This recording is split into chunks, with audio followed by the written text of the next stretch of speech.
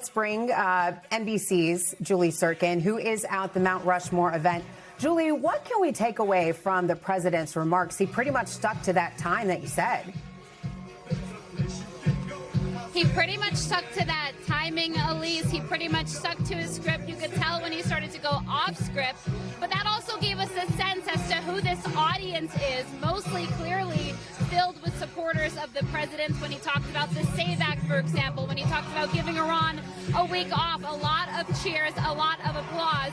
As you see the fireworks start to begin above me here, this is a crowd, Elise, that has been here since 1 p.m. today. They have gone through multiple shelter-in-place, and they told me earlier what they wanted to hear from the president is unity, and certainly that is what they got tonight. The president spending a lot of his speech also talking about communism, saying that is the very opposite to the life, liberty, and pursuit of happiness that is at the root and foundation of this country. So a very on-topic theme and message from the president tonight, previewing the Independence Day celebrations in Washington, D.C. tomorrow, but a historic display of fireworks above me right now, the second time in the last decade, the last time in 2020, and of course all of this happening tonight ahead of the nation's 250th birthday. So a speech by the president that was well received here tonight, loud applause as the president, we are told, is sticking around to watch the fireworks here. Elise?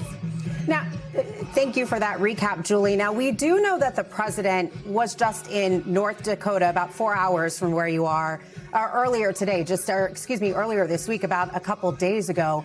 He could have given this speech anywhere tonight. Any indication as to why he chose to return to the Dakotas, to bring his family with him and deliver this speech to the American people at the base of Mount Rushmore? Elise, we know that this has been something that has been in the works for a year. I spoke to some of the people planning this today, and that's what they told me. But we also know this is by design of the president. When the Interior Secretary and the former governor of North Dakota, Doug Burgum, took the stage and introduced the president, he actually said that this type of celebration wasn't possible since the last time the president spoke here in 2020. And that is in part because the National Park Service is concerned about the fire risk posed by these fireworks to all of the brush and nature around here. It's very dry in this area normally at this time of year. But the president is also infatuated with the idea of Mount Rushmore. He has joked several times about being a possible fifth addition to this granite sculpture behind me. He didn't mention it today in his speech, but I have to tell you, I spoke to a number of his supporters.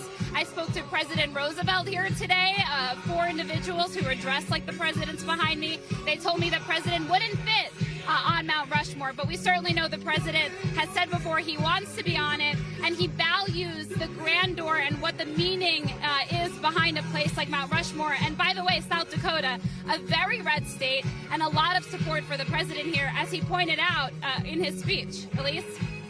We thank you for watching, and remember, stay updated on breaking news and top stories on the NBC News app or watch live on our YouTube channel.